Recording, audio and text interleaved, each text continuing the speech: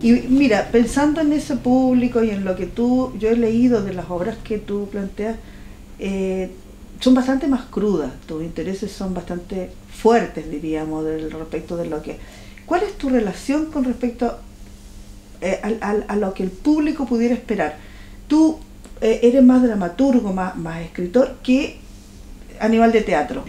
Me ha tocado más ser animal de teatro, me ha tocado más estar presente en todos los ensayos, me ha tocado más estar en la labor de asistente de dirección, dejándole todo lo escénico, toda la forma de llevar esto a un escenario teatral al director, y yo desligándome de mi labor de dramaturgo.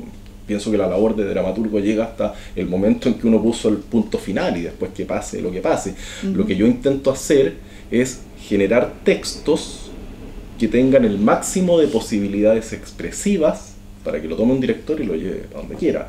A mí me pasa que históricamente a mí no me toca, como generación, cuando empiezo a escribir teatro, rebelarme contra este otro teatro de evasión que se estaba haciendo y que tenía mucho que ver también con la dictadura. Tiempo, o sea, claro, en televisión histórico. En ese tiempo existía esto del teatro de José Vilar, por ejemplo, Claro. y la gente también creía que eso era teatro.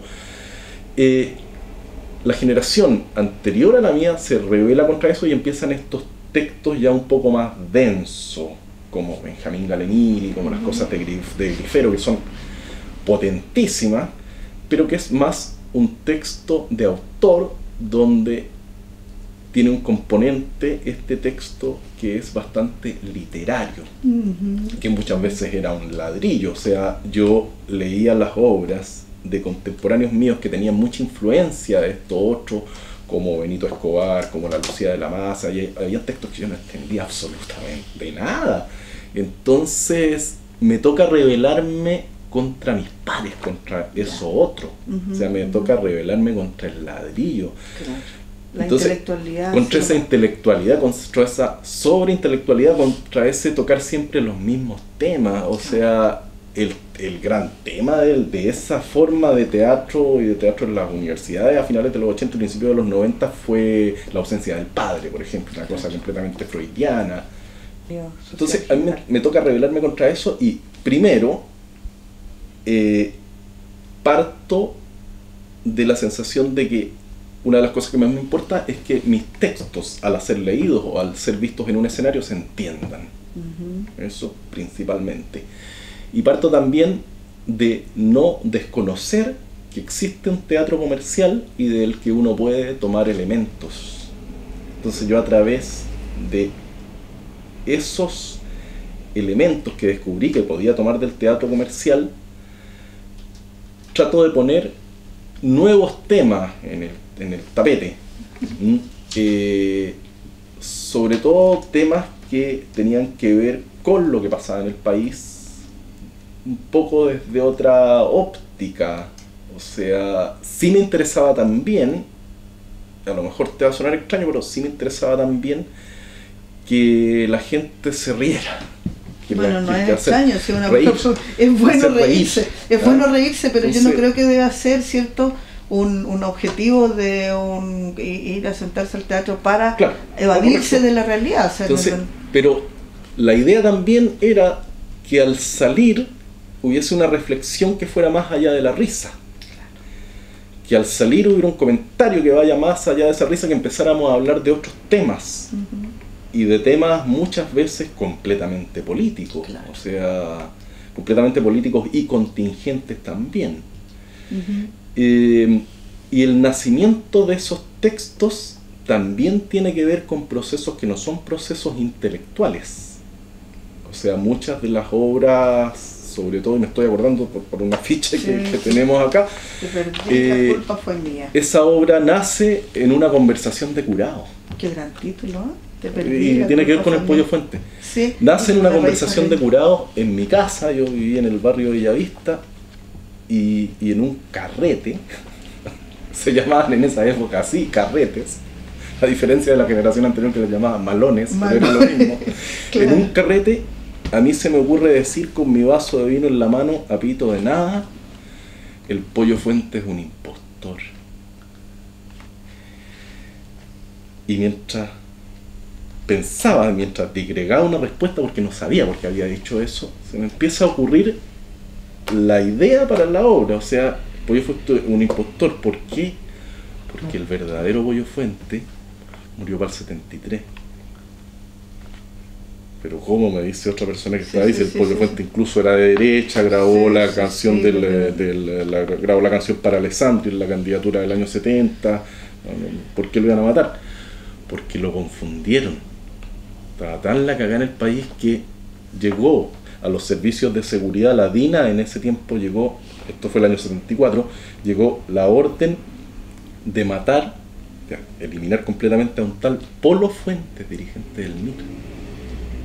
Y los tipos se equivocaron, agarraron al cantante el cantante les decía que él no sabía nada, que no se había metido jamás en política, no le creían, le decían canta, concha tu madre, y él se ponía a cantar, te perdí, la culpa fue mía. Esa es tu obra, por supuesto, lo que estás contando. Yo no sé, tiene que ver con las teorías de conspiración. No sé. Y entonces, la obra de teatro ocurre actualmente en un espacio cerrado, ocurre en la actualidad, en un espacio cerrado, que es, esto fue el año 2003, que es un bar de mala muerte, que era un bar para perdedores. De hecho, todas las mesas tenían una sola silla porque nadie llegaba acompañado. Donde qué bonita figura va un tipo todas las noches, se pide un gin con gin, que es el trago de los perdedores, se va al Burlitzer, pone la ficha y empieza a sonar la canción del Pollo Fuentes, te perdí, la culpa fue mía. Termina de sonar la canción y el tipo vuelve a poner otra ficha, y todas las noches se iba a emborrachar escuchando esta canción. Hay un periodista fracasado que iba al mismo bar, un periodista que pasaba permanentemente sin pega, y cree que detrás de este señor hay una historia interesante. Porque por algo el tipo escucha la canción repetidas veces. Y lo empieza a investigar y descubre que este había sido el CNI que había matado al Pollo Fuentes. Entonces hay una cosa farsesca completamente, vodeviliesca, hay una cosa que se presta fácilmente para hacer reír, para hacer una comedia, porque esto era una comedia y era una comedia de equivocaciones, pero era una comedia de equivocaciones que, con toda la locura que había durante la dictadura de Pinochet, fácilmente podría haber pasado, o sea, podría haber ocurrido fácilmente. Tú nombraste delante dos elementos en los que pusiste atención y que podía. Uno, que habían técnicas del teatro comercial que podías utilizar también, ¿cierto? Para decir algo un poquito más contundente. Y eso siempre lo tuve claro. Ese. Y la otra cosa que también tenía que ver era cómo trataste de introducir otros temas también. Ambas cosas, ¿pudiste hacerlo después en televisión o no? Porque sé que fuiste y trabajaste de guionista en televisión. Lo de las técnicas y todo, yo creo que fue una entrada también para que tuvieran menos prejuicios. Pero, ¿pudiste poner temas que te interesaran en esos guiones o cómo lo hiciste? Al principio sí, completamente. O sea, yo entro a Canal 13 primero a través de un taller de guiones. Antes de que termine ese taller de guiones yo quedo trabajando y empezamos inmediatamente a generar proyectos para un nuevo formato, que era el formato de las series de ficción, que no se estaban haciendo mucho en el país. O sea, por un lado las series de ficción como lo que después conocimos como el Doctor House o Lost o cosas así, que uno estaba como bien enganchado con eso, y por otro por un formato bastante específico que era la sitcom y que era más de humor. Entonces tuvimos que investigar y generar proyectos para futuras y posibles series de ficción. Al principio sí intenté poner nuevos temas, pero rápidamente uno se da cuenta que es un asunto perdido, o sea, una batalla perdida, es imposible.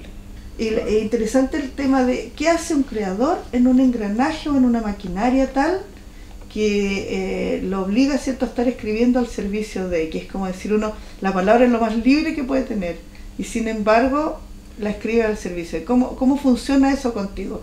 Porque para mucha gente funciona, algunos lo toman como un oficio nomás, o sea, quiero decir, es capaz de hacerlo y su vida circula por otra parte. ¿Cómo lo asumiste tú? Como la profesión más antigua del mundo nomás, o sea, es por plata, no por otras razones. No, uno se va a trabajar en televisión solamente por plata, no hay otras razones de fondo. Hubo ciertas experiencias románticas en algún momento y gente que trató de hacer otras cosas, como como los chicos que llegan a trabajar en la teleserie Hippie, por ejemplo, que trataron de instalar otra forma de hacerlo y por esa instalar otra forma de hacerlo les fue re mal. O sea, claro, pero yo llego a trabajar por dinero, no por otra razón, y después ya eres parte de un engranaje y después ya ni siquiera te cuestionas si estás haciendo lo correcto o no como creador. O sea, el trabajar en televisión para un creador, la desventaja que tiene es que te mata la creatividad, porque son formatos demasiado rígidos y tienes que escribir de esa manera y no de otra. O sea, la poca creatividad que tienes es para poder lograr hacer una escena interesante y bien hecha, pero hasta ahí. O sea, no puedes ir más allá.